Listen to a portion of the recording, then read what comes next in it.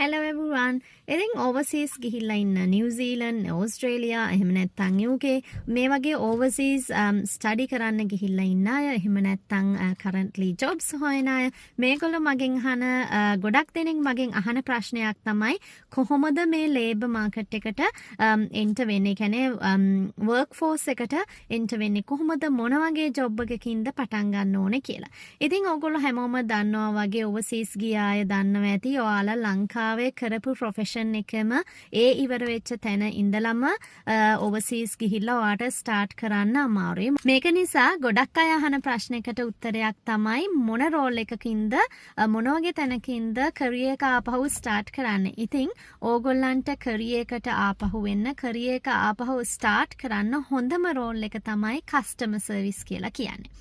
ඉතින් සමහරු මගෙන් අහනවා customer service අපි finance කරන කෙනෙක් නම් කොහොමද ඒක relate වෙන්නේ? මම IT කරන කෙනෙක් කොහොමද මටත් customer service වැදගත් වෙනවද කියලා. ඉතින් finance, IT, human resource මේ ඕනම role එකක ඔයා directly or indirectly customer service කරනවා. විශේෂයෙන්ම ඔයා වෙනින් රටක ගිය කෙනෙක් නම් ඒ රටේ ලැන්ග්වේජ් එක ඉගෙන ගන්න, ඒ රටේ මිනිස්සුත් එක්ක ඉන්ටරැක්ට් වෙන්න, ඒගොල්ලෝ පාවිච්චි කරන words, sentence structures, slangs මෙන්න මේ දේවල් ඉගෙන ගන්න.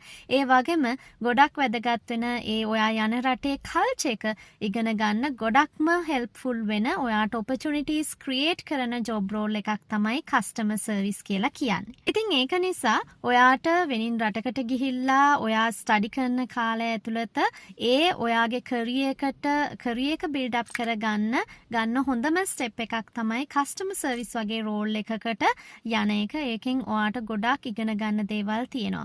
ඉතින් ගොඩක් දෙනෙක් අහන නිසා මං හිතුවා මේකට short video එකක් කරන්න ඕනේ කියලා. customer service වලින් ඔයාගේ career එක start කරන්න. ඒක ඔයාට ඊට පස්සේ ඔයාගේ industry role එකකට ගියත් ඔයාට අනිවාර්යයෙන්ම මේ customer service experience එක වැදගත් වෙනවා. ඔයා interview එකකට ගියත් ඔයාට කියන්න පුළුවන් stories, compelling stories ඔයාට build up කරගන්න පුළුවන් ඔයා මේ යන customer service roles වල. ඉතින් ගොඩක් දේවල් ඉගෙන ගන්න තියෙන role එකක් තමයි customer service කියලා කියන්නේ.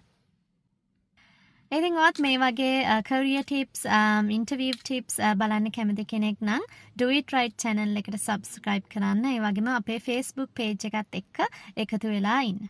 I'll see you there.